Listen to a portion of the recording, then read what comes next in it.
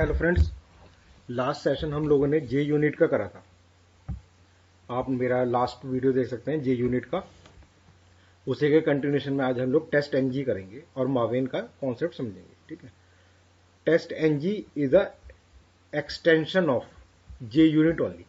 जैसे आप लोगों ने जे यूनिट देखा था, और अगर नहीं देखा तो आप मेरा लास्ट वीडियो देख लीजिए, क्योंकि अगर जे यूनिट नहीं समझ में आएगा तो टेस्ट एनजी भी समझ में नहीं आएगा। तो TestNG basically extension of JUnit का मतलब है कि जो जे यूनिट के अंदर हम लोगों ने पढ़ा था, तो हमने देखा था कि जे यूनिट क्या कर रहा था, एनोटेशंस प्रोवाइड कर रहा था। और एनोटेशंस का मतलब वो क्या था, मार्किंग ऑफ द मेथड था, जो कि sequence of the method execution आपको बता रहा था। और उसमें मेन मेथड नहीं होता है, और हम लोग उसे इक्लिप्स से या फिर एंड कमांड से रन कराते हैं। तो वही सेम कॉन्सेप्ट जो है टेस्ट एनजी का भी है। और टेस्ट एनजी में भी एनोटेशंस होती हैं जो कि sequence of the method execution बताती हैं। ठीक है ना, और इसको भी हम लोग एंड कमांड से या हम लोग इक्लिप्स से रन करवा सकते हैं। लेकिन इक्लिप्स के अंदर टेस्ट एनजी की इनबिल्ट सपोर्ट नहीं होती है, और हमको उसको एडिशनली ऐड करवाना पड़ता है। वो कैसे ऐड कराएंगे अभी हम लोग आगे चलकर देखेंगे। लेकिन पहली चीज जो हम लोग देख रहे हैं वो ये देख रहे हैं, TestNG is better than JUnit. जैसे मेरा नेक्स्ट जनरेशन है, ठीक है ना, तो यह है ना, ये हम लोग कह सकते हैं एक्सटेंशन ऑफ जे यूनिट। तो इसका मतलब क्या हुआ कि it is better than J unit. तो इसलिए हम लोग जो मार्केट में इस्तेमाल करते हैं वो टेस्ट एनजी का ज्यादा हम लोग इस्तेमाल करते हैं, क्योंकि इसके अंदर ज्यादा एनोटेशंस होती हैं इन कंपैरिजन टू। अगर हम लोग देखेंगे तो आप देखोगे इसके अंदर मच मोर एनोटेशंस होती हैं। इसके अलावा जो एक और चीज हम लोगों ने देखी थी वो ये देखी थी कि वहां पर पैरामीटराइज्ड टेस्ट केस नहीं बना पा रहे थे। पैरामीटराइज्ड टेस्ट केस का मतलब क्या होगा कि आर्गुमेंट्स टू द मेथड अगर हम लोगों को पास करवाने हैं, ओपन ब्राउजर नाम का मेथड बनाया तो मैंने उसमें आर्गुमेंट भेज रहा था कि कौन सा ब्राउजर ओपन करना है। तो अगर हम लोग जे यूनिट वाला के अंदर देखेंगे तो जे यूनिट के मेथड्स हमारे sequentially eight the rate before method अपने आप ही कॉल हो रहा था। तो उसके अंदर हम लोग आर्गुमेंट नहीं पास कर सकते थे कि आर्गुमेंट्स कैसे पास कराए जाए। ठीक है ना, वो चीज यहां पर हमारे को एक डाटा प्रोवाइडर एनोटेशन दे रखी है एक्स्ट्रा। और वो डाटा प्रोवाइडर एनोटेशन क्या है, वो हमारे टेस्ट मेथड के अंदर डाटा को प्रोवाइड करने का काम करती है। ठीक है ना, वो भी सब चीजें हम लोग नीचे देखेंगे। इसी तरीके से जो हमने लास्ट जे यूनिट देखा था, तो उसमें हम लोग जो है सूट क्लास बना रहे थे। और सूट क्लास के अंदर हम लोग क्या कर रहे थे, सूट एनोटेशन को यूज कर रहे थे, जिससे हम लोग जो है बिल्ड में जाकर उस सूट क्लास को जब रन करवा रहे थे तो हम लोगों को क्या मिल रहा था, हम लोगों के मल्टीपल टेस्ट केसेस रन हो रहे थे। लेकिन यहां पर हमारे को जो है ज्यादा बेटर अप्रोच दे रखी है। और वो बेटर अप्रोच क्या है कि यहां पर हम लोग एक्सएमएल के फॉर्मेट में सूट बनाते हैं। ठीक है ना, टेस्ट सूट। और एक्सएमएल के अंदर हम लोग पैरामीटर भी है ना टेस्ट मेथड में भेज सकते हैं। ठीक है ना, तो मतलब कि दो तरीके से पैरामीटराइज मेथड होते हैं हमारे पास। एक तो eight the rate data provider annotation होती है, उससे भी हम लोग पैरामीटराइज मेथड में वैल्यू भेज सकते हैं। और एक हमारे पास होती है टेस्ट सूट, और उससे भी हम लोग पैरामीटराइज मेथड को कॉल करवा सकते हैं। ठीक है, सब चीजें अभी आपको नहीं भी समझ में आ रही तो कोई टेंशन लेने की बात नहीं है, अभी नीचे सब चीजें भी आएंगी तो समझ में आ जाएंगी। ठीक है, और इसी तरीके से जैसे टेस्ट एनजी में रिपोर्ट्स जे यूनिट में रिपोर्ट्स बनती हैं, वैसे इसमें भी टेस्ट एनजी में रिपोर्ट बनती है। लेकिन ये ज्यादा बेटर वे में, मतलब कि ज्यादा बेटर टू प्रेजेंट होती है बनस्पत के उस जे यूनिट के। इसलिए हम लोग टेस्ट एनजी को ज्यादा बेटर यूज करते हैं। अब इसके एनोटेशंस अगर देखें तो मैंने यहाँ पर फ्लो भी बता रखा है, और एनोटेशन के साथ में आप देखिए तो देखिए, जैसे यहाँ वहां पर at the rate test method था, वैसे यहाँ पर भी at the rate test method है। ठीक है ना, वहां पर हमारे पास मेथड था, एनोटेशन थी एट द रेट बिफोर, जो कि पहले कॉल होती थी, और एट द रेट आफ्टर जो बाद में कॉल होती है। उसकी जगह यहाँ पर जो है वो है at the rate before method, eight the rate after method. ऐसा अगर दो टेस्ट मेथड है तो दो बार बिफोर कॉल होगा, दो बार आफ्टर कॉल होगा। ठीक है ना, इसी तरीके से ये चीज भी एनोटेशन आपने पहले देखी थी, at the rate before class, जो कि वन टाइम ही कॉल हो रही थी दो टेस्टों से पहले। और जब दोनों टेस्ट एग्जीक्यूट हो जाएंगे तो उसके बाद आफ्टर क्लास मेरी एनोटेशन कॉल हो जाएगी। ठीक है ना, ये भी हम लोगों ने देखा था ये उसी तरीके का। जो इसमें और नई एनोटेशंस ऐड करी गई हैं वो ऐड करी गई है at the rate before test, ठीक है, और at the rate after test. और एक होता है बिफोर सूट, ये ज्यादा हमारे को यूजफुल है कि सूट से पहले जब भी हम लोगों का सूट है तो सूट का मतलब क्या है, मल्टीपल टेस्ट हो सकते हैं सूट में। जैसे ये बिफोर टेस्ट आफ्टर टेस्ट एक टेस्ट है, वैसे हमारे पास एक और टेस्ट हो सकता है। तो सूट का मतलब कि मल्टीपल टेस्ट क्लासेस रन करा सकते हैं हम लोग। ठीक है, तो उसके अंदर भी हम लोगों का ऐसा कोई एनवायरमेंट है जो कि दोनों टेस्ट क्लासेस में यूज हो पा रहा है, तो उसमें हम लोग बिफोर सूट और आफ्टर सूट एनोटेशंस को यूज कर सकते हैं। तो ये बेसिकली हमारी एनोटेशंस है। ठीक है ना, इसके तरीके से एक मैंने अभी आपको डाटा प्रोवाइडर एनोटेशन बताया, ठीक है। जो डाटा प्रोवाइडर एनोटेशन है, ये चीज को थोड़ा सा अंडरलाइन करिएगा, ध्यान से सुनिए। ये मल्टीपल डाटा वैल्यूज को भेजने के लिए यूज करी जाती है। मैं दोबारा बता रहा हूं, डाटा प्रोवाइडर एनोटेशन जो होती है वो मल्टीपल, जैसे मेरे एक्सेल में यूजर नेम और पासवर्ड है और बहुत सारे यूजर नेम पासवर्ड है, तो मेरे को एक एक कर वो क्या करना है, वो मेरे को टेस्ट मेथड में भेजना है, ठीक है ना। तो अभी तक तो हम लोगों ने उसके लिए एक कॉम्प्लिकेटेड कोड लिख रहे थे, उसको आसान वे में करने के लिए उसने क्या कर दिया डाटा प्रोवाइडर एनोटेशन प्रोवाइड करिए आपको, जो कि क्या बनाते हैं, कि स्टैटिक मेथड बनाते हैं। तो ये एनोटेशन किसके साथ लगती है, स्टैटिक मेथड के साथ लगती है। और जो रिटर्न में क्या रिटर्न करता है, टू डायमेंशन एरे मतलब कि ये रो कॉलम फॉर्मेट के अंदर डाटा को ऐड करवाता है और मल्टीपल डाटा ऐड होता है हमारा, तो इसके अंदर मल्टीपल वैल्यूज हम लोग टेस्ट मेथड में भेजते हैं, ठीक है ना। तो इसको कॉन्सेप्ट को समझते हैं कि नीचे एग्जांपल के थ्रू भी समझते तो समझ में आएगा। तो मैंने लिखा हुआ भी है कि जो टेस्ट मेथड है, वो जो डाटा रिसीव करता है वो डाटा प्रोवाइडर एनोटेशन से डाटा को रिसीव करता है, ठीक है ना। तो कैसे रिसीव करता है वो नीचे थोड़ा सा एग्जांपल से समझते तो ज्यादा क्लियरली समझ में आएगा। तो जैसे मैंने देखिएगा यहाँ पर एक एग्जाम्पल लिखा हुआ, बाकी हम लोग प्रैक्टिकल करेंगे अभी क्लिप्स के ऊपर, तो ज्यादा क्लियरली समझ में आ जाएगा।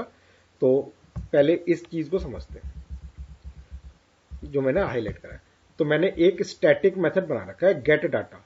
तो गेट डाटा क्या है, मेरा कोई भी नाम से आप बना सकते हो, लेकिन वो स्टैटिक मेथड होना चाहिए और उसका return type two dimension array होना चाहिए, ठीक है ना। और इस मेथड के अंदर क्या लिखा हुआ, मैंने एक्सेल से कनेक्शन कर रखा है और एक्सेल से जो डाटा है वो एक एक कर मैंने टू डायमेंशन एरे में ऐड करवा रखा। अब ये कोड नहीं लिख रखा, कोड हम लोग जब एक्सेल में करेंगे तब मैं समझा दूंगा आपको। तो बेसिकली इसमें हम लोगों ने जेडीबीसी से कनेक्शन कर एक्सेल से कनेक्शन करा है और एक्सेल से जो वैल्यू है वो मैंने टू डायमेंशन एरे में ऐड करवाई है और रिटर्न करवा दी, क्योंकि इसका रिटर्न क्या है, एरे रिटर्न है। तो ये क्या कर रहा है, डाटा प्रोवाइडर एनोटेशन एक एरे फॉर्मेट का डाटा रिटर्न करवा रहा है। कहां रिटर्न करवा रहा है, अब रिटर्न हो रही है वैल्यू तो कहीं ना कहीं तो यूज हो रही होगी। तो उसके लिए अब हम लोगों ने यहां पर देखेंगे एक ऊपर टेस्ट मेथड लिखा हुआ, ये ध्यान दीजिएगा, ये टेस्ट मेथड है। इस टेस्ट मेथड में यूजर नेम और पासवर्ड में मेरे को ये जो ऑब्जेक्ट का टू डायमेंशन एरे का डाटा वो मेरे को यूजर नेम और पासवर्ड में भेजना है।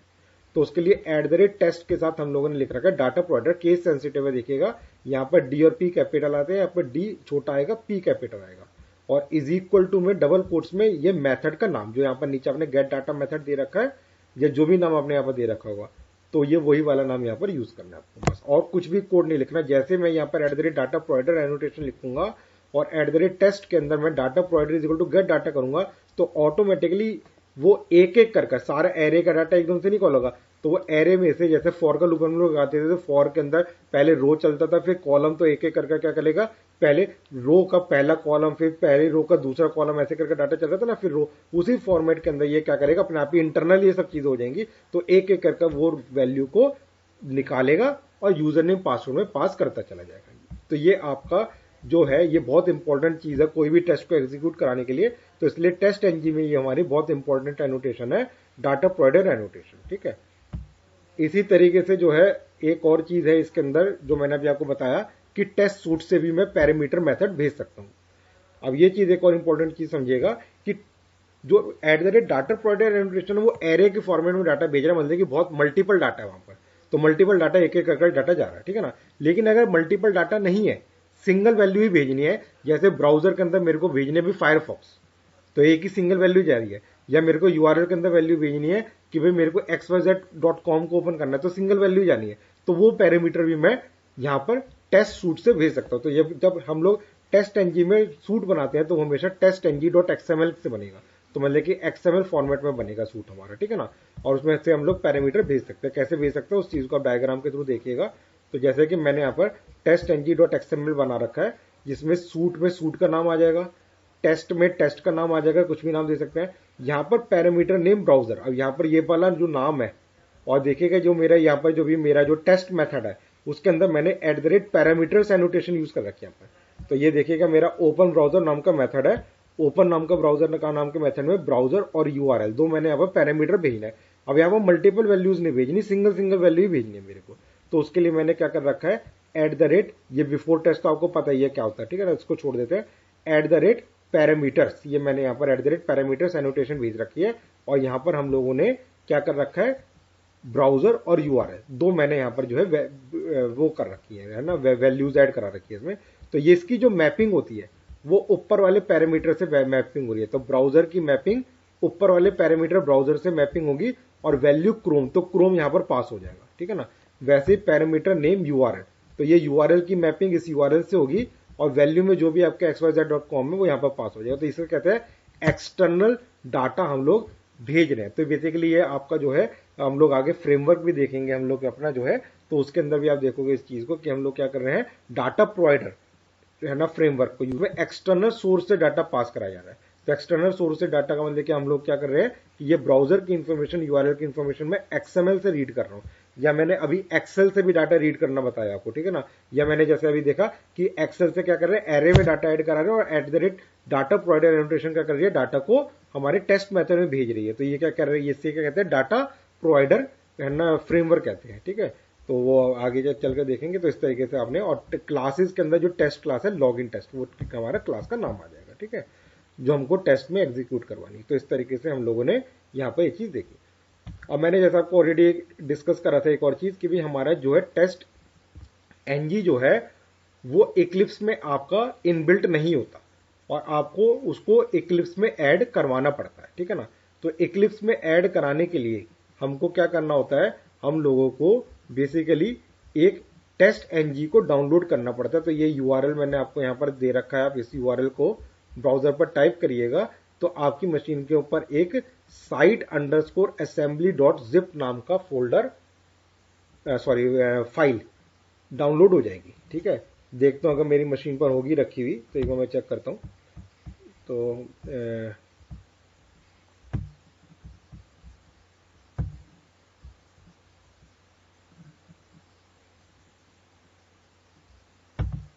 देखिए ये ऐसे ऐसे आ जाएगी site_assembly_assembly.zip, ये मेरे पास ऐसे डाउनलोड हो जाएगी, ठीक है ना।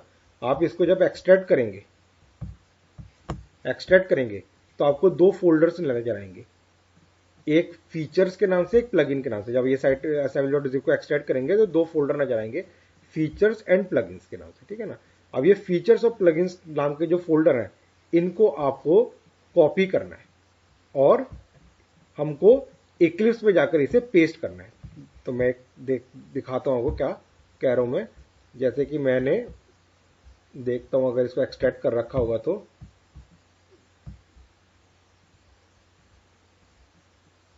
ठीक है, मैंने अभी नहीं एक्सट्रैक्ट करा हुआ इसे, कोई बात नहीं, तो मैं एक्सट्रैक्ट कर लेता हूं। इसको एक्सट्रैक्ट कर लेते हैं हम लोग।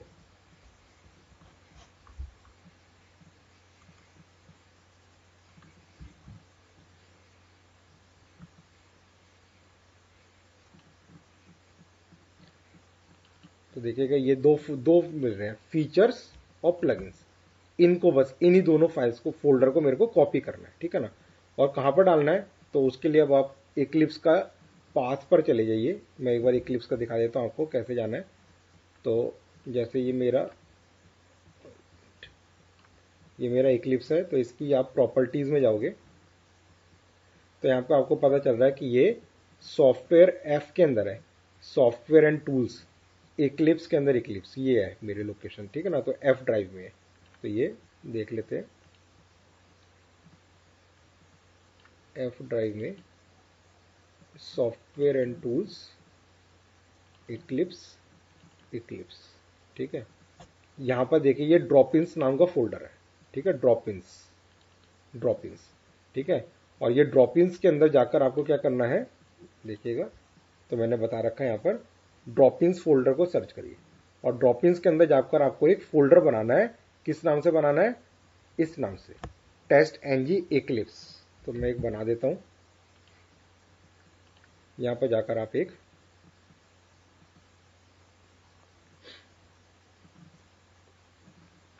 फोल्डर बना दीजिए और इसका नाम ये दे दीजिए, ठीक है। और इसमें जाकर आप वो दोनों फोल्डर जो हैं,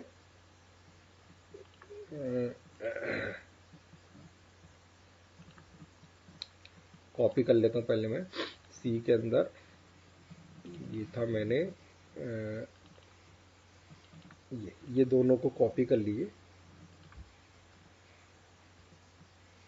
कॉपी, और उसके बाद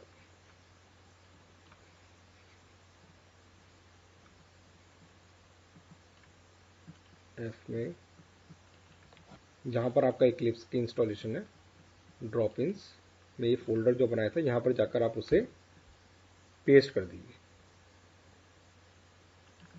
बस ठीक है, इतना ही काम आपको करना है। ठीक है, तो कहने का जो मतलब है, तो आपको डाउनलोड कर लिया, ये जिप मिल गई, उसे एक्सट्रैक्ट कर लिया, ये दो फोल्डर्स मिलेंगे, उनको कॉपी कर लीजिए, और ड्रॉपिंस नाम का फोल्डर जो इक्लिप्स के अंदर आपको इंस्टॉलेशन डायरेक्टरी के अंदर मिलेगा आपको, उसमें जाकर ये एक बना लीजिए इस नाम का फोल्डर इक्लिप्स के अंदर, टेस्ट एनजी इक्लिप्स 6.11, और वहां पर जाकर अपना दोनों फोल्डर्स जो है उनको कॉपी कर यहाँ पर पेस्ट कर दीजिए, और उसके बाद आप इक्लिप्स को स्टार्ट करिएगा, तो इक्लिप्स के अंदर आपको ये टेस्ट एनजी की सपोर्ट मिल जाएगी। ठीक है ना, तो ये बेसिकली हम लोगों ने मैंने कर रखा है। और इसके अलावा जो है हम लोग माविन भी अभी हम लोग जब आगे चलकर देखेंगे, जब प्रोजेक्ट बनाएंगे तो ज़्यादा अच्छे से क्लियरली समझ में आ जाएगा, लेकिन अभी थोड़ा सा मैं समझा देता हूँ। तो बेसिकली हम लोगों का माविन एक प्रोजेक्ट होता है, ठीक है ना, जो कि प्रोजेक्ट ऑब्जेक्ट मॉडल को फॉलो करता है। तो प्रोजेक्ट ऑब्जेक्ट मॉडल के अंदर मतलब क्या हुआ इसके अंदर, कि अभी तक हम लोग जब हम लोग जार फाइल्स थी, कि मेल की जार फाइल, सेलेनियम की जार फाइल, स्क्रीनशॉट की, log4j की, इनकी डिफरेंट जार फाइल्स थी हमारी। ठीक है ना, तो वो जार फाइल्स हम लोगों को क्या करना पड़ता है, ऐड एक्सटर्नल जार फाइल से जाकर मेरे को ऐड करना पड़ रहा था। ठीक है, उसकी जगह यहाँ पर मेरे को क्या मिलता है, मेरे को एक pum.xml फाइल मिलती है, project object model .xml file मिलती है, pum.xml फाइल। तो जब मैं माविन प्रोजेक्ट बनाऊंगा तो देखेंगे, यहाँ पर देखिएगा मैंने एक बना रखा है, ये रहा। ठीक है, तो ये मेरा एक माविन प्रोजेक्ट है जिसमें ये डायरेक्टरी स्ट्रक्चर बनकर आता है, SRC main Java, SRC main resources, SRC test Java, SRC test resources, ये मेरा डायरेक्टरी स्ट्रक्चर बनकर आता है। ठीक है ना, इसमें ये माविन डिपेंडेंसीज ऐड कर रखी है। माविन डिपेंडेंसीज कहाँ से ऐड हो रखी है, देखिए एक pum.xml फाइल है। तो हम लोग क्या करते हैं, ठीक है, ये pum.xml फाइल है, तो इसमें हम लोग क्या करते हैं, ये डिपेंडेंसीज ऐड करते हैं कि मेरे को किसकी चाहिए, मेरे को टेस्ट एनजी की डिपेंडेंसी चाहिए, मेरे को पीयूआई की डिपेंडेंसी चाहिए। ठीक है, ये सारी इस तरीके से हम लोगों ने ये डिपेंडेंसी, सेलेनियम की डिपेंडेंसी चाहिए, ये मैंने डिपेंडेंसीज ऐड कर रखी है। तो इसके लिए क्या कर रखा है, जावा ने एक रिपोजिटरी बना रखी है। रिपोजिटरी का मतलब क्या होता है, आप MVN रिपो, या आप गूगल पर सर्च कर लीजिए, नहीं तो ऐसे आ जाएगा MVN रिपो। तो जावा ने एक ये साइट है हमारी, ठीक है ना, क्या है हमारी, mvnrepository.com। ठीक है ना, ये है हमारी वेबसाइट mvnrepository.com। इसमें जावा ने जितनी भी जावा की डिपेंडेंसीज है, जार फाइल्स है, वो रिपोजिटरी यहाँ पर रखी हुई है। जैसे कि मैं यहाँ पर अगर लिखता हूँ सेलेनियम, तो अगर देखें सर्च करें तो आपको यहाँ पर सेलेनियम जावा मिलेगा। ठीक है ना, इस पर जाकर जब मैं क्लिक कर रहा हूँ तो ये देखिएगा मेरे को ये वर्जन्स मिल रहे हैं इसके। आपको जैसे ये 3.41 वाला ये वाला वर्जन चाहिए, तो आप इसको जब क्लिक करेंगे तो आपको देखिएगा यहाँ पर ये XML का यहाँ पर जो है कोड मिल रहा है। तो मेरे को बस इसको यहाँ पर देखिए ये कॉपी हो गया, ये कॉपी करना है, और उसके बाद हम लोगों को यहाँ पर इसको डिपेंडेंसी में जाकर ऐसे ऐड कर देना है और इसको सेव कर देना है।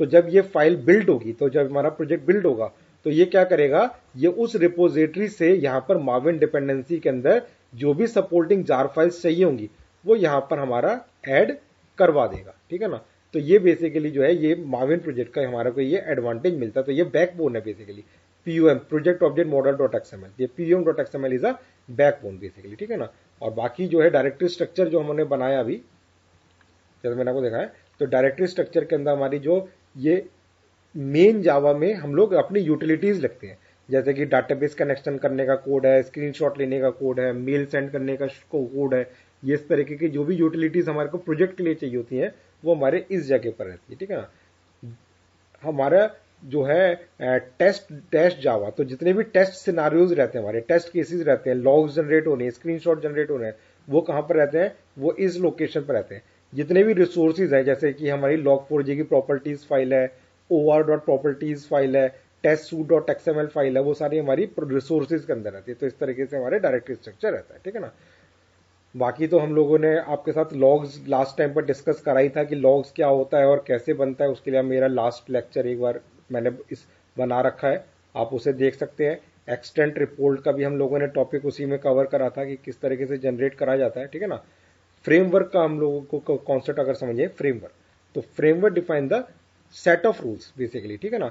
और बेसिकली जो है फ्रेमवर्क का और कोई मतलब नहीं है। सिंपल फ्रेमवर्क का मतलब बोले तो हम लोग एक ऐसा चीज बनाकर पीस ऑफ द कोड लिख रहे हैं जिसे हम लोग बार बार रीयूज कर सके, बेसिकली वही हमारा फ्रेमवर्क होता है, ठीक है। और फ्रेमवर्क के अंदर आपके जो डिफरेंट टाइप के मॉडल्स होते हैं, तो उसके अंदर हम लोगों का जैसे मेजरली हम लोग जो यूज करते हैं वो डाटा ड्रिवन फ्रेमवर्क करते हैं। जैसे मैंने बताया कि हम लोग एक्सेल शीट हो गया, प्रॉपर्टीज फाइल हो गया, ठीक है ना, एक्सएमएल फाइल हो गया हमारा, है ना, ये इन जगहों से हम लोग क्या करते हैं, अपने टेस्ट के अंदर डाटा को भेजने का काम करते हैं, ठीक है ना। इसी तरीके से कीवर्ड ड्रिवन टेस्टिंग फ्रेमवर्क होता है जिसके अंदर हम लोग जो है कुछ टेस्ट के कीज प्रोवाइड कर देते हैं, तो और हम लोग उसको ऑटोमेट कर देते हैं कि पर्टिकुलर ये वाला की वाला टेस्ट एग्जीक्यूट करना है या इसको स्किप करना है, ठीक है ना, या उसका कुछ शेड्यूल विंडो शेड्यूलर लगाना है हमारे को। तो बेसिकली हम लोग क्या कर सकते हैं, कीवर्ड के थ्रू हम लोग क्या कर सकते हैं। तो ये भी बेसिकली एक्सेल से ही आती है, तो ये भी एक तरीके का कुछ बोले तो डाटा ड्रिवन का ही टाइप है एक तरीके से, क्योंकि ये जो भी की वैल्यू हम लोग रख रहे हैं ये एक्सटर्नल सोर्स में ही रख रहे हैं की वैल्यू पेयर, और की वैल्यू पेयर से हम लोग टेस्ट में डाटा वैल्यू को भेज रहे हैं और उसके अंदर से डाटा को बेसिकली क्या कर रहे हैं, हम लोग की के बेसिस के ऊपर उसको एग्जीक्यूट करवा रहे हैं, ठीक है। इसी तरीके से हाइब्रिड होता है, तो ये हम लोग अभी बनाकर देखेंगे हाइब्रिड वाला। इसमें तकरीबन जो है ये डाटा ड्रिवन और कीवर्ड वाला दोनों ही इसके अंदर आ जाएगा, क्योंकि इसके अंदर हम लोग जो है टेस्ट एनजी को भी यूज करेंगे। हाइब्रिड वाले के अंदर टेस्ट एनजी का भी यूज होता है। हम लोग जो है पीयूएम के थ्रू डिपेंडेंसीज को भी ऐड करते हैं, हम लोग एक्सटर्नल सोर्स से डाटा को भी रीड करते हैं, डाटा ड्रिवन। तो ये बेसिकली ज्यादा हम लोग यूज करते हैं। तो हम लोग अभी जो एक नेक्स्ट एग्जांपल करेंगे उसके अंदर हम लोग हाइब्रिड को यूज करेंगे। तो hybrid is a combination of data driven test NG, PUM and keyword driven testing, सब कुछ इसमें इंक्लूडेड हमारा हो जाता है, ठीक है। तो नेक्स्ट के अंदर हम लोग एग्जांपल देखेंगे, तो वो एक नेक्स्ट क्लास कराते के अंदर रखेंगे हम लोग अपने एग्जांपल में, ठीक है। आज में मैं अभी इसको थ्योरेटिकल में ही रखता हूँ, तो नेक्स्ट प्रैक्टिकल देखेंगे तो और ज्यादा इसको क्लियरिटी आपको नजर आ जाएगी।